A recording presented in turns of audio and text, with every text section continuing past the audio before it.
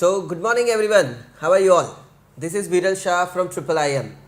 जैसे आप सब लोग जानते हैं कि this is the program of entrepreneurship और यहाँ पे हम लोग ऐसी सक्सेस स्टोरीज़ की बात करते हैं जिन्होंने एक्सपोर्ट इंपोर्ट इंडस्ट्री में अपना एंटरप्रेन्योरशिप शुरू किया और सक्सेस हासिल करी।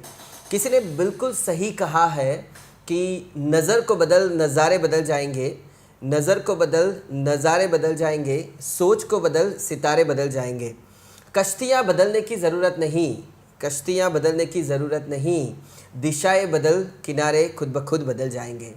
The people are actually making the business. लोग बिजनेस करते ज़रूर हैं, लेकिन कौन सी दिशा में करना ज़रूरी है। कौन सी दिशा में करोगे तो आप इजीली सक्सेस हासिल कर सकते हो, या डोमेस्टिक बिजनेस आप ऑलरेडी कर रहे हो, अगर थोड़ी बहुत दिशा अगर आपने चेंज कर ली, डेफिनेटली अपने बिजनेस को नेक्स्ट लेवल पे आप लेके जा सकते हो।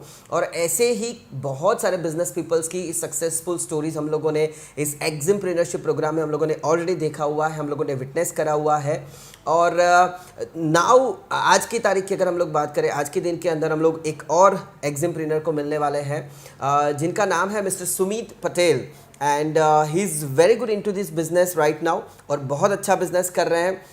ज़्यादा बातें नहीं करूँगा, लेकिन उनसे ही आज हम लोग जानेंगे कि कैसे वो इस इंडस्ट्री में आए, किस तरीके से उन्होंने कौन से प्रोडक्ट के ऊपर बिजनेस अपना स्टार्टअप किया, किस तरीके से वो बिजनेस कर रहे हैं, है ना, और एक्सपोर्ट इंपोर्ट में उनको किस तरीके से सक्सेस हासिल हुई। So let's witness this wonderful story. So first of all I welcome you mister Sumit on the show.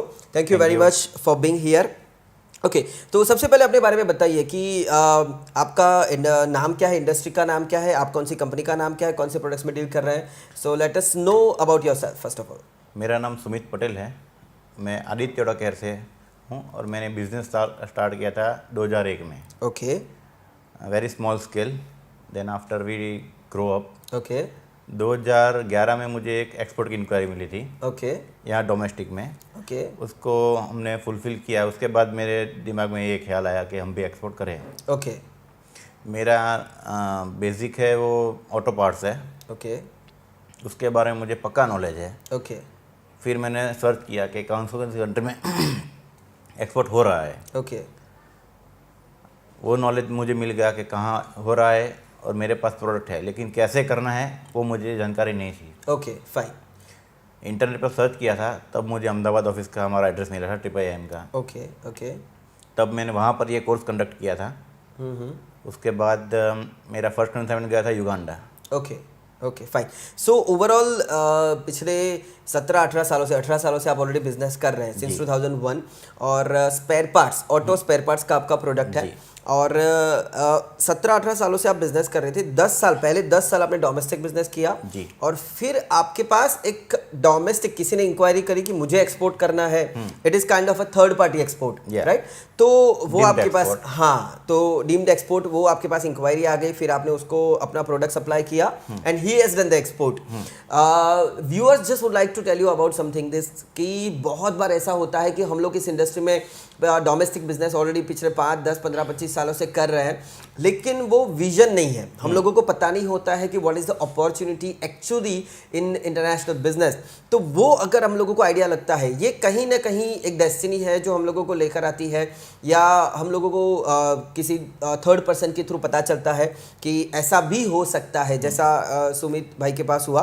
तो पहला जो आपका एक्सपोर्ट हुआ, लाइक आपने थर्ड डीम्ड एक्सपोर्ट तो ऑलरेडी कर दिया, लेकिन उसके बाद पहली जो इंक्वायरी आपने करी, पहला जो बायर के साथ डील किया, नेगोशिएशन किया, या पहला जो ऑर्डर आया, उसके बारे में कुछ बताइए। बिकॉज पहला जो एक्सपोर्ट इंपोर्ट का जो कंसाइनमेंट होता है, उसके लिए बहुत एक्साइटमेंट होता है, यू नो, उसको कंप्लीट करना, complications, documentations and number of things.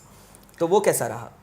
पहले मैंने बायर ढूंढने के लिए फ्री रजिस्ट्रेशन करवाए थे काफ़ी साइट्स के ऊपर। ओके, जैसे B2B साइट्स वगैरह B2B साइट के ऊपर। ओके, ओके, फिर एक्सपोर्टर्स इंडिया पर रजिस्ट्रेशन करवाया था। ओके, वहाँ से पहले इंक्वायरी आई थी सामने से। ओके, इंक्वायरी आ गई, उसने पेमेंट भी भेज दिया। ओह वाह, ओके, पेमेंट भेजने के 3 महीने तक मैं मटेरियल नहीं भेज पाया था, ओके, क्योंकि कॉम्प्लिकेशन ऐसा था कि मटेरियल पैक कैसे करना है, ओके, पैक कैसे करना है, उसको भेजना कैसे है, वो कुछ पता ही हम नहीं था। डोमेस्टिक में जिस तरह से पैकिंग करते हैं वैसा पैकिंग और वैसी स्टाइल वहाँ पर नहीं चलती है। राइट, राइट, यहाँ पर 3-4 दफ़ा इंक्वायरी की, उन्होंने जैसा गाइड किया वैसे, क्या हमारा ऑटो पार्ट्स है, लोहा है, ओके वो बड़े पार्सल बनने के लिए बोलते हैं, एक एक बॉक्स बन जाता है 150-200 किलो का। ओके उसे संभालना भी मुश्किल है, हाँ। मतलब उठाएंगे कैसे, कैरी नहीं कर सकते, कैरी ऑन नहीं कर सकते।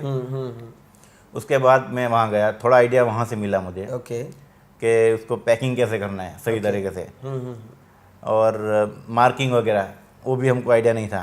ओके पहले जोश था तो हमने ये सब देख लिया कि कैसे मिलती है इंक्वायरी, और पैसा भी बहुत खर्च किया तब तो, ओके ओके क्योंकि आइडिया नहीं रखा कौन सी वेबसाइट का जो एसईओ मतलब हाँ, सर्च इंजन ऑप्टिमाइजेशन कैसे कैसा करना है, कैसा अपनी नहीं। खुद की वेबसाइट कैसे डेवलप हाँ। करनी है। ओके तो पहले जो सस्ता मिला वहाँ पर कर दिया हमने, फिर उसके बाद ट्रेड इंडिया पर गया, उसके बाद इंडिया मार्ट पर आया, ओके उसके बाद अभी 3-4 साल पहले तो हमने ये हमारी ईपीसी से ओके पार्टिसिपेट किया मैंने, केन्या में और पेरू में। Okay okay so first time आपका जो 3 महीने का जो लिंगरिंग हुआ, अपने प्रोडक्ट वो नहीं बेच बहुत पाए। बहुत मतलब त्रासदायी था। पार्टी लगातार फ़ोन कर रही थी, मटेरियल कब भेज रहे हो, Okay. कब भेज रहे हो, ओके और यहाँ से भेजना कैसे है वही आइडिया नहीं था। तो बहुत बार ऐसी भी चीज़ें होती है कि एक्सपोर्ट करना है, विलिंगनेस है, इंक्वायरी भी आ गई, लेकिन एग्जीक्यूशन कैसे करना है उसका आइडिया नहीं लग रहा था। नहीं। ओके सो जब आपने ये सारा एग्जीक्यूशन किया, उसके बाद जब आपने रेगुलर करना शुरू किया, सो अभी का क्या सिनारियो है आपका? What is right now the current scenario? कितनी कंट्री में आप एक्सपोर्ट कर रहे हैं और कितना आपका अप्रोक्स क्वांटिटी जा रहा है एक्सपोर्ट करने में? फिलहाल 8 कंट्रीज़ में एक्सपोर्ट है मेरा। ओके कौन सी कंट्रीज में कर रहे हैं? Sri Lanka, Madagascar, Kenya, Uganda, Italy, Mexico okay and Peru. Okay fine. लोग बहुत बार ऐसा सोचते हैं या बोलते हैं, या हमारे बहुत सारे व्यूअर्स की ऐसे कमेंट्स भी आती है कि श्रीलंका या फिर युगांडा, केन्या, ये जो या तो अफ्रीकन कंट्रीज़ है या हमारी एशियान जो कंट्रीज़ है, ऐसी कंट्रीज़ में फेक बायर्स मिलते हैं या बहुत बार पेमेंट का फ्रॉड वगैरह, टेंशन वगैरह होता है। तो आपका एक्सपीरियंस कैसा रहा इन कंट्रीज़ में डील करने का? इंक्वायरी आए तब जज करना होता है हमको ओके कि हमारा डोमेस्टिक कंजप्शन कैसा है। ओके कभी हमारे मैं ऑटो पार्ट्स में देखूं तो 2 कंटेनर का 3 कंटेनर का बोलता है भेज देता हूं। ओके मुझे पता है कि मेरा कंजप्शन कैसा होता है, उसी तरीके से उसका भी कंजप्शन रहता है। ओके अगर फेक इंक्वायरी है तो हमको तुरंत पता लगा कि ये 2 कंटेनर 3 कंटेनर ऑटो पार्ट्स के अंदर जायज़ नहीं है। राइट। ओके तो प्रोडक्ट के हिसाब से प्रोडक्ट के quantity हिसाब से का- क्वांटिटी हाँ, होता है हमको, मतलब अभी कोई एग्रीकल्चर कमोडिटी हो गई, अभी उसका वो 30 कंटेनर 40 कंटेनर 50 कंटेनर बोल दे, वहाँ का वॉल्यूम कैसा है, वो अकेला ही इंपोर्टर है नहीं है, ऐसी लुभावनी ऑफर अभी मेरे फ्रेंड के पास भी आई थी। ओके ओके वो मोरिंगा लीफ पाउडर उसका 300 कंटेनर चाहिए उसको। अरे बाप रे। Okay fine. तो depends on the product quantity आपको डिफाइन करना पड़ता है या आइडेंटिफाई करना पड़ता है कि बायर एक तो जेन्युइन है या नहीं, हाँ। उसका कंजप्शन वहाँ पे कितना हो सकता है। जैसे अगर हम लोग एग्रीकल्चर प्रोडक्ट भेजते हैं तो कोई बार 30 40 50 कंटेनर आराम से खरीद कर लोकल मार्केट में बेच सकता है, because it is having the requirement, demand है उसके उस प्रोडक्ट की। लेकिन अगर ऑटो पार्ट्स की बात करें तो शायद उतनी रिक्वायरमेंट नहीं भी हो सकती, उसका कंजप्शन उतना रेगुलर बेस पे नहीं हो सकता है। तो उसके हिसाब से आपको आइडिया लग जाता है कि बायर जेन्युइन है या नहीं, उसकी रिक्वायरमेंट जेन्युइन है या नहीं है। ओके लेकिन इंक्वायरीज तो बहुत सारी आती होंगी आपके Inquiry पास, बहुत या आप बायर्स को अप्रोच करते होंगे, तो अप्रोक्स क्या रेशियो रहता है? आई मीन कितने बायर्स को अप्रोच करने के बाद आपका एक कन्वर्जेशन हो जाता है या एक आपका कन्वर्जन हो जाता है, फिक्स हो जाता है कि ये बायर मुझसे खरीदेगा? ऐसा कभी देखा नहीं है, मतलब कैलकुलेट नहीं किया है। ओके फिर भी बट अप्रोक्स कुछ? अप्रोक्स 100-150 इंक्वायरी में से 2 या 3 क्लिक होती है। ओके ओके ये बताइए कि आप इतने सालों से एक्सपोर्ट कर रहे हैं, तो ओवरऑल आपका जो एक्सपीरियंस रहा है, आपने जैसे बताया कि आप 8 कंट्री में एक्सपोर्ट करते हैं और बहुत अच्छी तरीके से एशियान और युगांडा वगैरह कंट्री में आप करते हैं, तो आपने क्या वहाँ पे विजिट भी किया हुआ है या सिर्फ यहाँ पे बैठे बैठे बिजनेस करते हैं आप? मैं विजिट किया हुआ है। ओके कौन सी कंट्री में विजिट किया आपने? युगांडा है, Okay. केन्या है, ओके पेरू है और श्रीलंका, ये 3 Okay. कंट्री 4 कंट्री में विजिट किया है। ओके लेकिन एक्सपोर्ट करने से पहले कंट्री विजिट किया या एक्सपोर्ट करने के बाद? बाद में किया है। Okay. पेरू में फर्स्ट दफ़ा किया था, ओके बाकी सारे कंट्रीज में एक्सपोर्ट करने के बाद विजिट ओके तो पहले एक्सपोर्ट किया, उसके बाद आपने कंट्री विजिट किया। जी। ओके सो ओवरऑल आपका बहुत अच्छी तरीके से एक्सपोर्ट जा रहा है। व्हाट इज़ योर विजन अभी आने वाले 5 साल 10 साल के अंदर? आपकी स्ट्रेटेजीज और प्लानिंग क्या क्या है? आप क्या सोच रहे हैं, किस तरीके से आगे बढ़ना है? हर साल 1 या 2 बायर्स ऐड करना चाहूँगा और 1-2 कंट्री। ओके तो हमारा जो क्लाइंट्स है वो कांस्टेंट है, Okay. मतलब एक दफ़ा डीलिंग चालू हो गया वो टूटने वाला नहीं है। ओके ओके, बट ऐसी ऐसी कुछ क्वालिटीज़ वगैरह होती है, सेल्स आफ्टर सर्विस होती है, क्या होता है कि वो बायर आपसे ही खरीदेगा, किसी दूसरे से नहीं खरीदेगा? लिंकअप होता है। Repo. Repo. Okay okay okay, that's fine.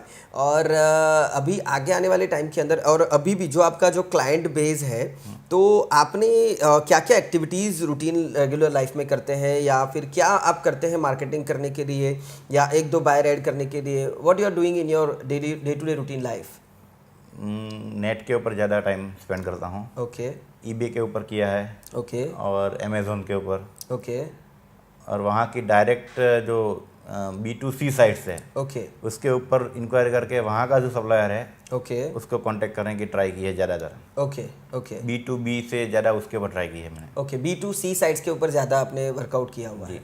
Okay fine. और एग्जीबिशंस वगैरह कुछ जाते हैं या बूथ रखते हैं या ऐसी कोई एक्टिविटीज़ करते हैं आप? जी। ओके, वो ज़रा एक्सप्लेन कीजिए किस तरीके से किया आपने। ये केन्या में और पेरू में 2 जगह पर एग्जीबिशन अटेंड किए थे हमने, ओके तो वो भी हमारा फर्स्ट एक्सपीरियंस था। Okay okay fine. और यहाँ डोमेस्टिक जो हमारा इंडिया के अंदर जो एग्जीबिशंस होते हैं इंजीनियरिंग इंडस्ट्री के, या बाहर जो होते हैं, कैसा माहौल कैसा रहता है? कहाँ कितने कितने एग्जीबिटर्स होते हैं, कितने बायर्स होते हैं, या कैसा माहौल होता है वहाँ पे? इंडिया से में अपॉर्चुनिटी है मतलब बिजनेस की? वहाँ से अपॉर्चुनिटी मिलती है। ओके डोमेस्टिक में यहाँ पर अच्छे अच्छे एग्जीबिशन होते हैं। Okay. जो इंटरनेशनल लेवल के होते हैं उसमें से आपको इंक्वायरी मिलती है। ओके बाहर जाने की भी ज़रूरत नहीं है वहाँ पर। Okay okay fine. तो डोमेस्टिक लेवल पे भी आप अपने एग्जीबिशंस को ऑर्गेनाइज कर सकते हैं, अपना स्टॉल या बूथ वगैरह वहाँ पे आप रख सकते हैं, and accordingly you can proceed कि आपको नंबर ऑफ इंक्वायरीज वहाँ पे मिलती है और अपने बिजनेस को आप आगे लेकर जा सकते हैं।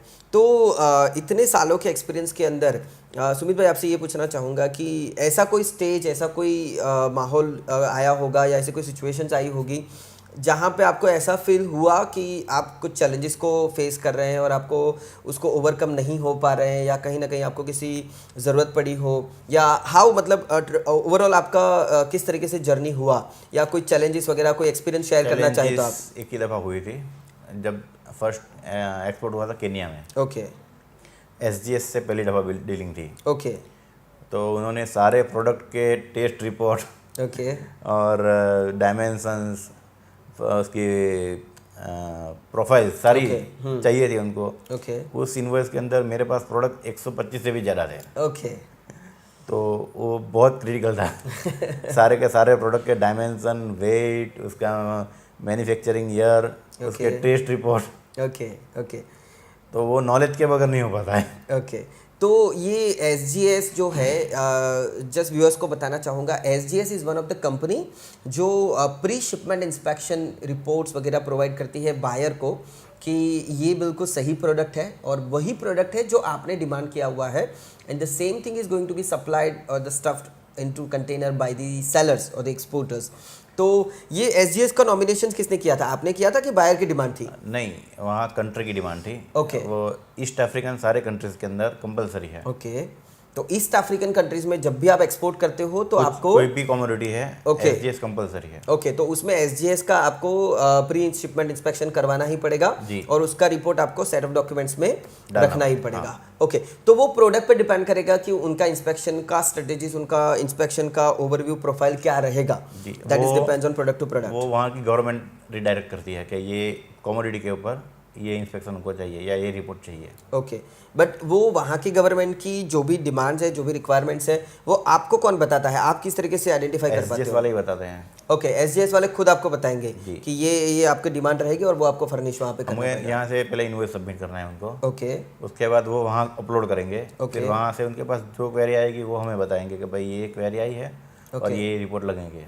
Okay okay fine. Accordingly are they going to visit your site और व्हाट, कैसे होता है मतलब? या दे विजिट। ओके वो आपकी साइट पे आएंगे, सारे प्रोडक्ट सारी वगैरह चेकिंग करेंगे, डॉक्यूमेंटेशन चेक करेंगे, and then they will submit the report. या ओके फाइन। ओके तो ओवरऑल सुमित भाई आपको क्या लगता है कि आपकी ओवरऑल जर्नी के अंदर सक्सेसफुली एक्सपोर्ट करने के अंदर what is the main thing जो एक चीज़ आप बताना चाहोगे कि आपकी सक्सेस के पीछे कौन सा फैक्टर वर्कआउट किया है?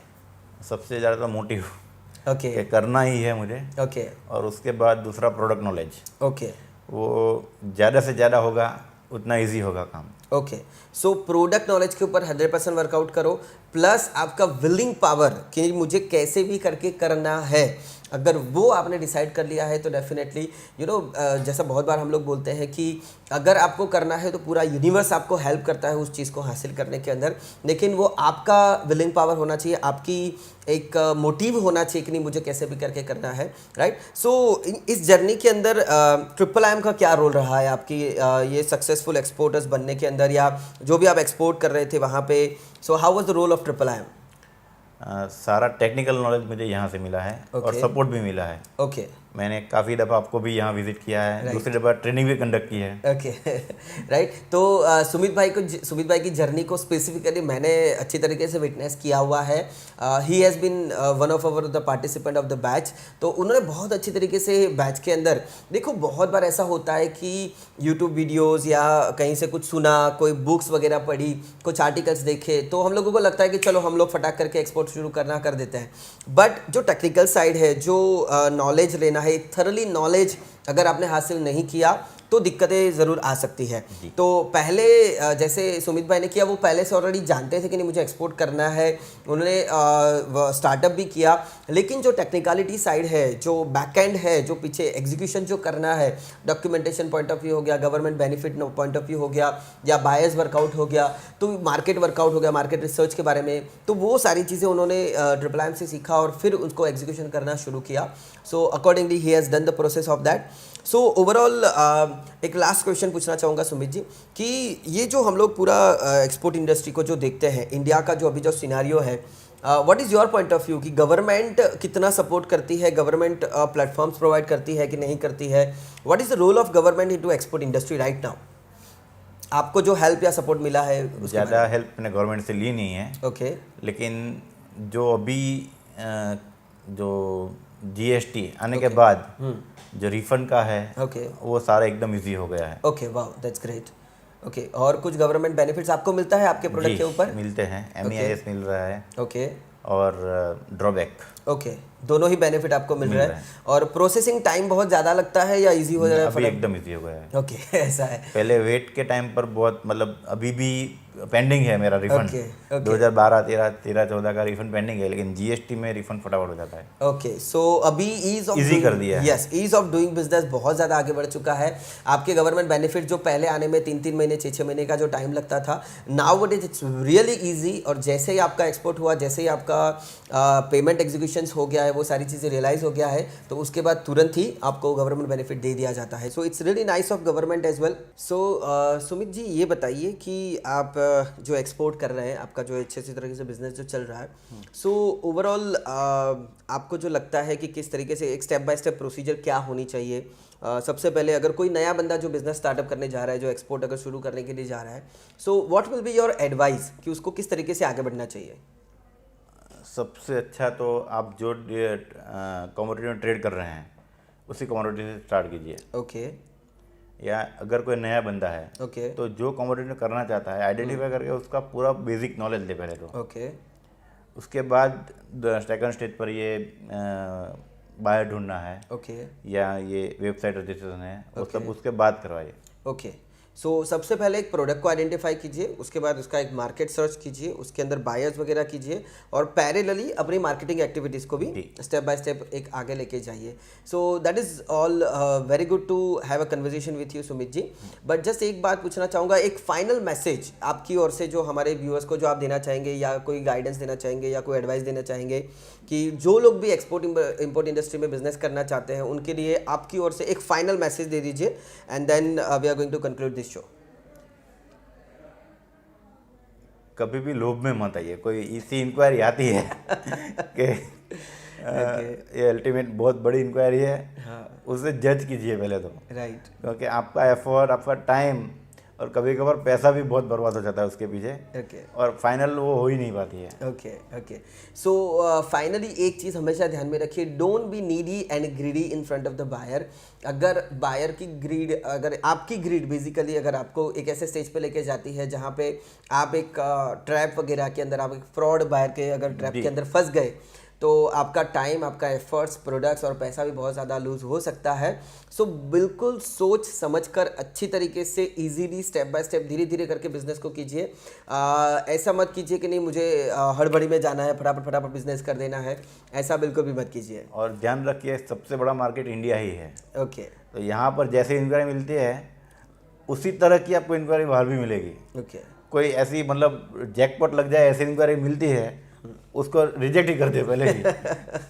ओके तो कभी कभार हमारे ईमेल्स के ऊपर या आपके ईमेल्स पर आप लोगों ने देखा होगा कि बहुत बड़ी बड़ी इंक्वायरीज आती है, जैसे 1000 कंटेनर हो गए, 500 कंटेनर हो गए, 300 टन, 500 टन, 1000 टन। ऐसी जो बड़ी बड़ी इंक्वायरीज होती है वो शायद हो सकता है कि आपको फंसाने के लिए, and basically you don't know each other, आप एक दूसरे को जानते भी नहीं हो। बायर और सप्लायर जिंदगी में कभी एक बार फोन पे बात नहीं की, ईमेल पे कोई कन्वर्सेशन नहीं हुआ, कहीं पे कोई एग्जीबिशन में मिले भी नहीं, और आपकी ईमेल पे सीधा इंक्वायरी आ जाता है, इतना बड़ा इंक्वायरी। सो माइट भी वो हो सकता है कि फ्रॉड है। तो आप बहुत सोच समझ के अच्छी तरीके से आप बिजनेस को आगे लेकर जाइए। ऐसी किसी कंसल्टेंट्स को, किसी एक्सपर्ट्स को मिलिए at least before reply, before proceeding. उसको आगे लेके जाने से पहले थोड़ा उसको संभाल के समझिए और उसके बाद उस केस के अंदर आप आगे बढ़ सकते हैं। So Sumit ji, it was really nice to have you on the show. Thank you very much for sharing your successful story. और हियर हम लोग सुमित जी का अभिवादन करते हैं, उनको बहुत बहुत धन्यवाद करते हैं, और आगे आने वाले टाइम के ऊपर आपको बहुत ज़्यादा विश करते हैं कि आपकी सक्सेस बहुत आगे लेके जाएंगे। आप 8 कंट्रीज़ में ऑलरेडी आप कर रहे हैं, और आगे से आगे जाके लेकर अगर आप 15, 20, 25 कंट्रीज़ के अंदर भी आप अपना एक्सपोर्ट बढ़ाए और अपने बिजनेस को आगे लेकर जा सकते हैं। और हमारे व्यूअर्स को बताना चाहूँगा कि ऐसी बहुत सक्सेसफुल स्टोरीज हम लोगों ने अलग अलग एपिसोड के अंदर एक्जिमप्रेन्योर शो प्रोग्राम के अंदर हम लोगों ने ऑलरेडी डिस्कस किया हुआ है।